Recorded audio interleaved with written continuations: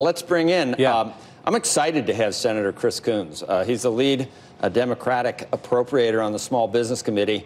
And you're a frequent guest. You've been on a lot, Senator. And I just remember back to some of the previous fights we've had in Washington, like the Kavanaugh fight, and how reasonable and you're one of the guys that I always thought both sides could talk to and, just not immediately just want to strangle the person on the other side half the time, right? So I guess that's a compliment somehow to you, Senator. But that is a compliment. I appreciate it. Thank you for thanks for joining us. I'm excited to be joining you this morning. Now that we finally have bill text, we have a deal. We have not just the broad outlines, but a lot of detail. And I am very hopeful that the Senate will take it up and pass it early today with a big and bipartisan margin. And I am hopeful that the House, rather than reconvening, rather than trying to revise or amend it, will simply pass it by unanimous consent, so this record relief package can get out to the American people. You described it. It was described briefly there in the opening in broad terms. Let me add just a few things about what it was that held this deal up for 2 more days. I spent 10 years helping run a county government. There was very little for states and counties.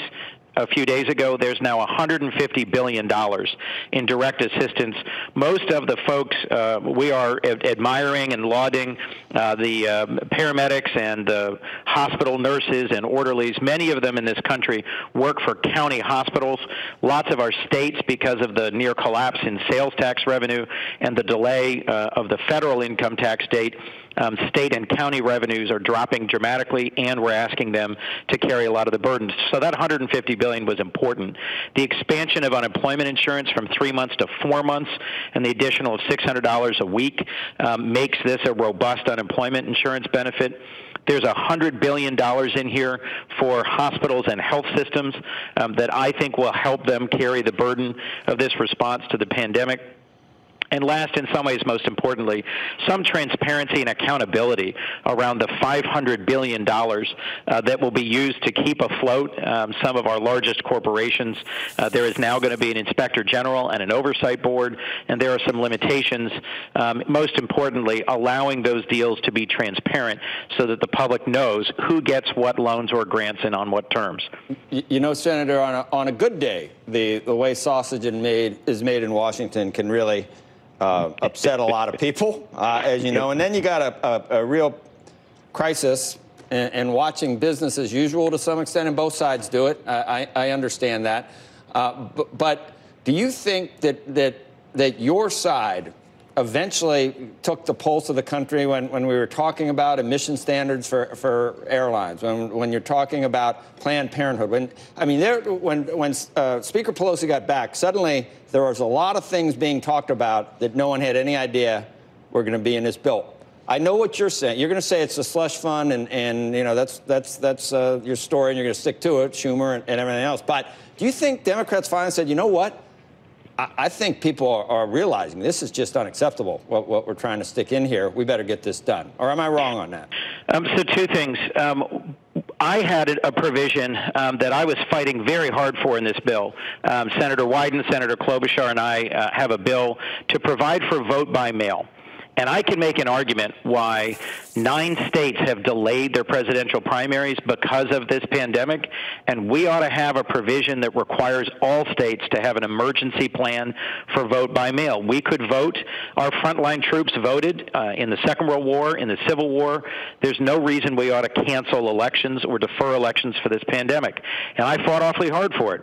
But I got told a day and a half ago, if we're going to get this thing passed, everybody needs to take a step back and take the thing that they think is absolutely critical and say, let's focus on what we have to do right now.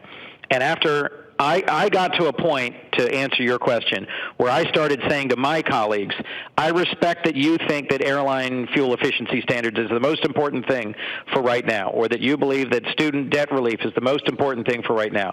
We need to take the things that have to get done tomorrow and focus on that in this bill. And I think there were a lot of provisions we could talk about that Republicans and Democrats added to or tried to add to this bill. What we're passing directly responds to this crisis. Let me talk for 1 minute, if I could, about the $350 billion in SBA lending. I wrote a bill that added $17 billion for 320,000 current SBA loan holders that defers any payments on interest or principal for 6 months, takes them off the short-term. That $350 billion, that's up to $10 million per nonprofit or for-profit with a specific incentive. It becomes a grant if you use it to pay your payroll, but you can also include some rent, mortgage, utility.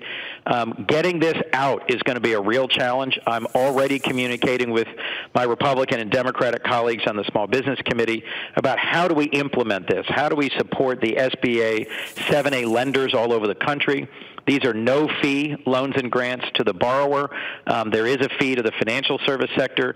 My hope is we can get this money up and out transparently, quickly, and either help reopen or help save literally millions of small businesses. A lot of this was written with restaurants and hotels in mind, but it'll affect a very wide range of nonprofits and for-profits all over our country. So when you were saying let's forget some of this other stuff and get this done, were a lot of people nodding? Did you have a lot, no, you must have convinced them, Senator. I mean, it's happening. I'll put it this way. Every one of us has something that we believe is absolutely critical. Eventually, everyone has to be persuaded to put their tools down and stop with the partisan tools and start with the tools of national purpose.